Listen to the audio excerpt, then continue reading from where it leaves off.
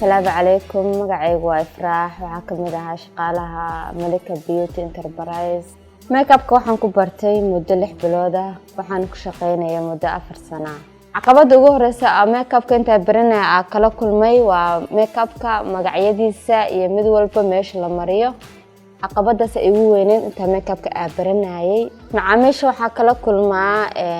laba qaybood waaye dadna marka ay ku yimaadaan oo aad u shaqaysid wuxuu kale waa maasan tahay dadna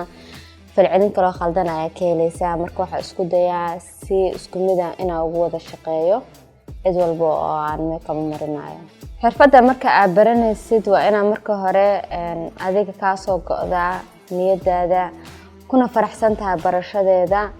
tan labaadna waa in mar walba practical samaysid inta ku jirto barashadeeda waa in aad u dulqaadatid bulshada aad ku dhex nooshahay